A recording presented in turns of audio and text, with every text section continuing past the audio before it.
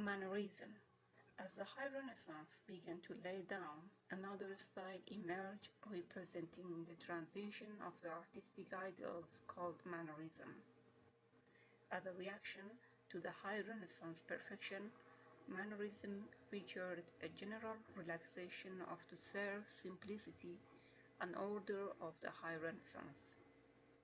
In Mannerist painting and sculpture, human anatomy is strangely drawn out and figures are placed in complex and unnatural poses. In Mannerist architecture, classical forms are exaggerated, misplaced, and classical balance and harmony are sometimes distorted.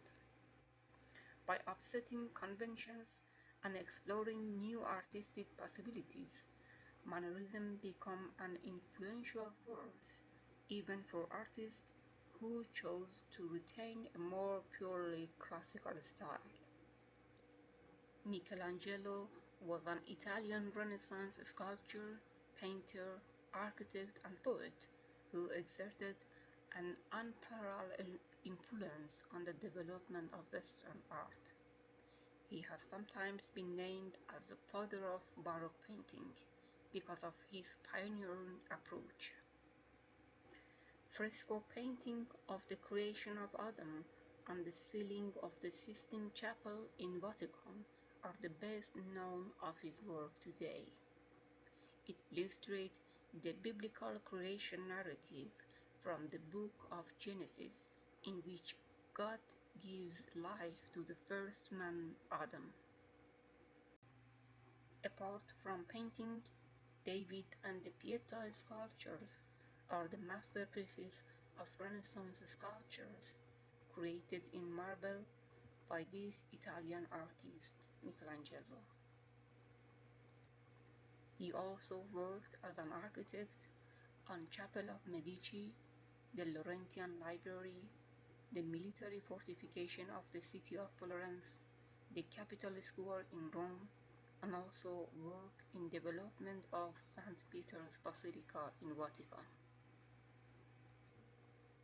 The design of Laurentian Library was controlled by the existing buildings, and it was built on top of the older structures. It is a long, low building with a decorative wooden ceiling. The natural lighting comes through a long row of windows along the wall. The foyer, on the other hand, is taller than it's wide, and is covered by a larger staircase that pours out of the library and bursts in three directions. The Capitol Hill underwent several constructions over the centuries until it assumed its present appearance, which is what Michelangelo's project. The Capitol has been since ancient times an important place for the city's life, first as a religious center and later as a place of power when you settled the Senate of Rome. In the second half of the 16th century, Michelangelo remodeled the facade of the existing buildings and designed the monumental staircases that access it. Square in shape, it is framed by three main buildings: the New Palace, the Senatorial Palace, and the Palace of the Conservator, and housed the bronze statue of Marcus Aurelius. About St. Peter Basilica, although the design by Bramante had been selected in 1505, by the time Michelangelo took over this project. Michelangelo's Dome of St. Peter was a masterpiece of design using two masonry shells and crowned by a massive lantern supported, as at Florence Cathedral, on reefs. For the exterior of the building, he designed a massive order which defines every external bay, the whole lot being held together by a wide cornice which runs unbroken like a rippling ribbon around the entire building. Palladio was also another famous Italian architect of this time, known as the greatest architect of 16th century. Palladio influenced by Roman and Greek architecture, mainly by Vitruvius. He was to transform the architectural style of both palaces and churches by taking a different perspective on the notion of classicism. While various Greek names are associated with Renaissance church and palazzo design, the most famous villa architect is Palladio. Palladio designed several villas and country houses. One of them, called Villa Rotonda near Vicenza, designed for Giulio Carpa. Villa Rotonda was a hill-type belvedere or summer house with a view of completely symmetrical plan with hexastyle or porticos on each of four sides, and central circular hall surmounted by domes. Palladio's most striking innovation was to graft the classical temple front onto secular architecture. A true temple front is a portico covered porch with columns. Palladio adapted it to the facades of his villas because it had the dignity suitable for an entrance. He reasoned that since ancient temples, such as the Pantheon in Rome, had pendiment porticos, houses which present temples would also have had them. The common features of Palladio's villa, which discussed here, are captured by the term Palladian style. Firstly, the overall plan is a central block flanked with identical wings, which ensure perfect symmetry. The central block is faced with a temple front. Secondly, the interior plan is also symmetrical, with a great hall at the center. Thirdly, the building has a tall major story and a short top story. Most of Palladio's villa match this description closely. In some cases, an exposed basement lies under the major story.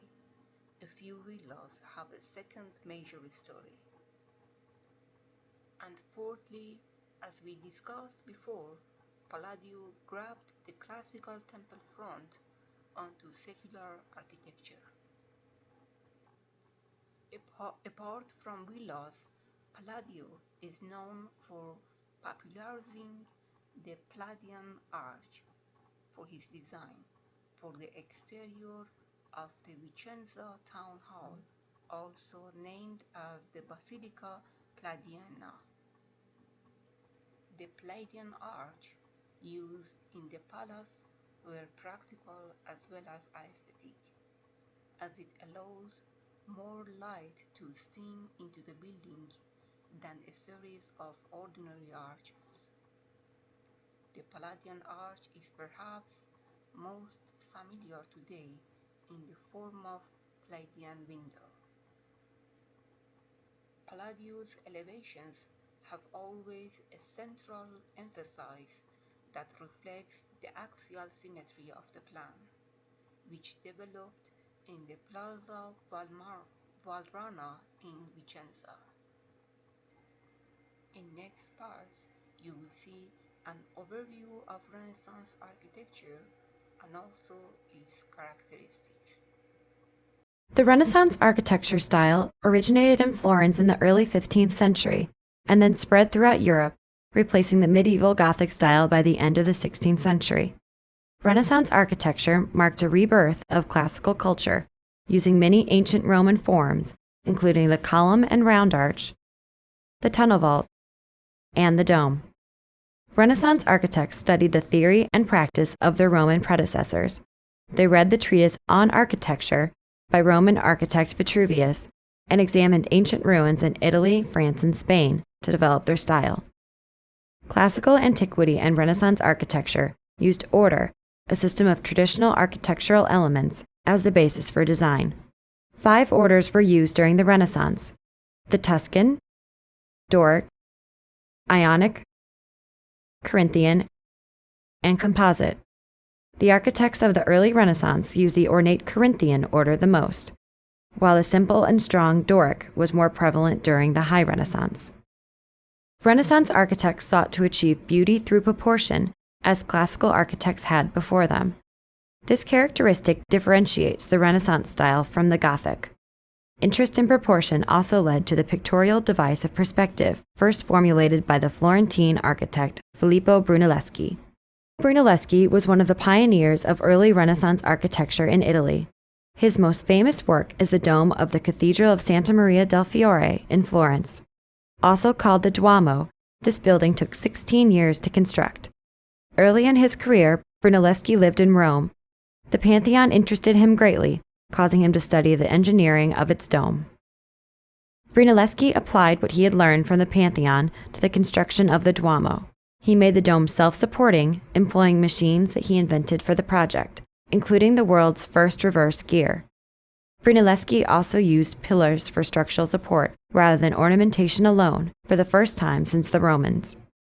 Leon Battista Alberti was another influential mind behind Renaissance architecture in the 15th century. His 10 books on architecture became a Bible for the craft. Alberti created the facades of the Santa Maria Novella and the Palazzo Rucellai, both in Florence. These facades are noteworthy for their proportionality and perfect sense of measure. The beginning of the 16th century saw the development of the High Renaissance style of architecture, which heralded harmony, clarity, and repose. Donato Bramante introduced this style with works such as the Rectory of Sant'Ambrogio and the Church of Santa Maria del Grazie, both in Milan. The Tempietto at San Pietro in Montorio, his first Roman masterpiece, is a centralized dome structure that recalls classical temple architecture.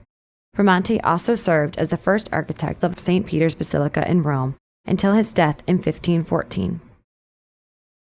The late Renaissance, also called Italian Mannerism, spanned from 1520 until the end of the 16th century. Its style of architecture is characterized by sophistication, complexity, and novelty, often in stark contrast to principles of the High Renaissance. Examples of Mannerism include Michelangelo's Laurentian Library in Florence and the Palazzo del Te by Giulio Romano near Mantua. The construction of these buildings exploited the calculated breaking of rules and took sophisticated liberties with classical architectural vocabulary.